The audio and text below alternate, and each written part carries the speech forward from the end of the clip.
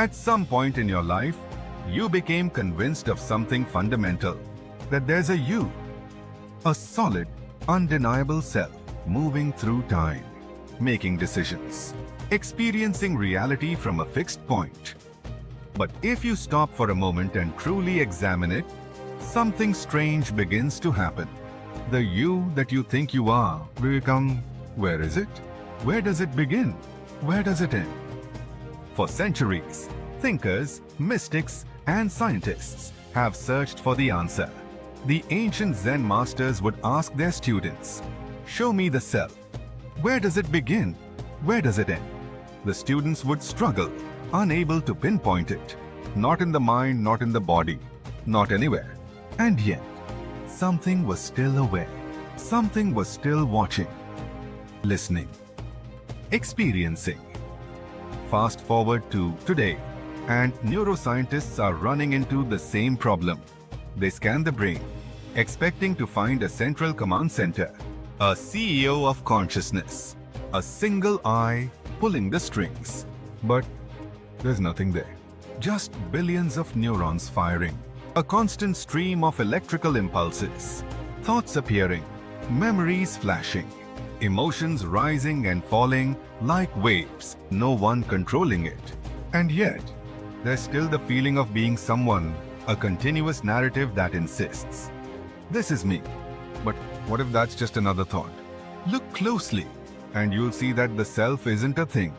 It's an activity, a process, constantly reconstructing itself, moment by moment. A story told so convincingly that you never thought to question it. The philosopher David Hume saw this centuries ago. When he looked for a fixed self, all he found was a collection of thoughts, perceptions, and sensations, always shifting, never static. But here's where things get really interesting. If the self is just a story, a moment-to-moment illusion, then who is the one watching it all happen? Who hears the voice in your head? Who notices the thoughts, the emotions? This is where language fails us.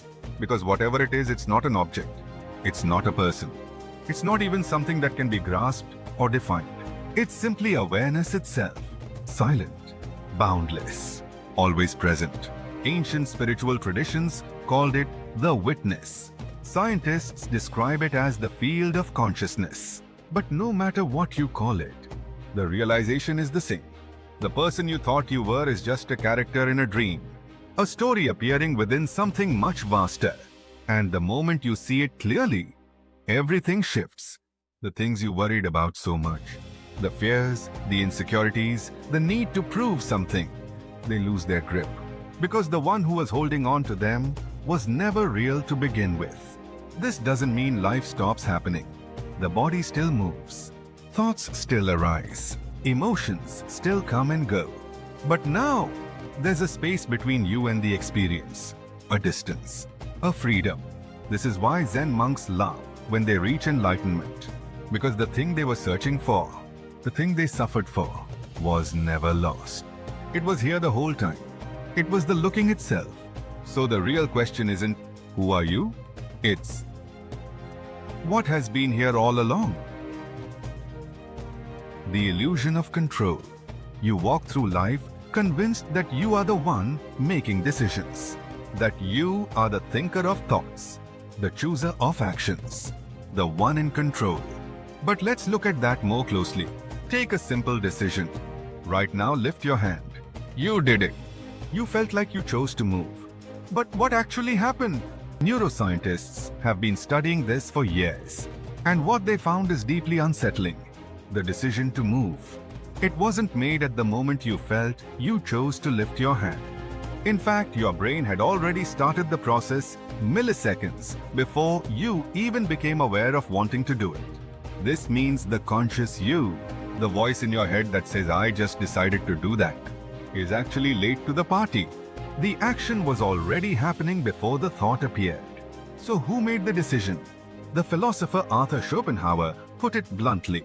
Man can do what he wills, but he cannot will what he wills. In other words, you can act on a thought, but you don't get to choose what thoughts arise. They just show up.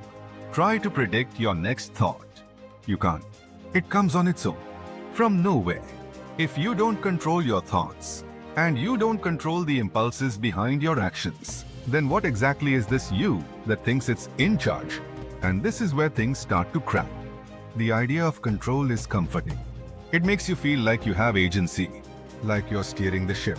But if you really look, you'll see that life is happening spontaneously, without effort.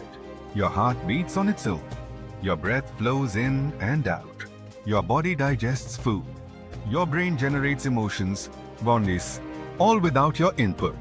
Even what you call your personality is a product of genetics, experiences, and conditioning. You never chose it. It's as if life is playing itself out, and the you in the middle of it is just a character watching it all happen, claiming credit for what was inevitable. This is what the great mystics and sages have been trying to show us for centuries. The Taoists call it Wu Wei, the state of effortless action, not controlling, not forcing, just flowing with life as it unfolds. The Buddhists describe it as anatta, the realization of no self, the understanding that the entity you thought was you is just a bundle of perceptions, constantly changing. And yet, the illusion persists. Why? Because the mind cannot accept its own absence. The thought-based self needs to believe it's real.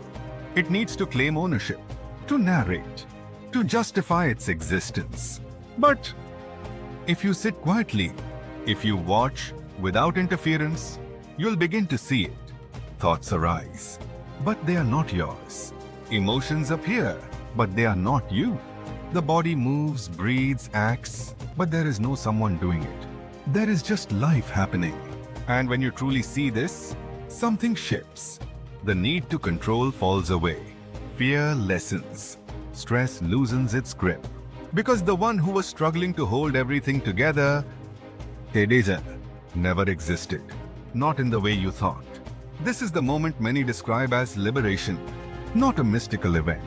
Not an out-of-body experience, but the simple, undeniable realization that you were never separate from life itself. That what you are is not the voice in your head, not the name on your ID, best seeing, not the story you've been telling yourself. You are the witnessing of it all, the space in which everything appears and disappears, and that changes everything. But now, let's dig even deeper. What does this awareness feel like? It's often described as boundless, limitless.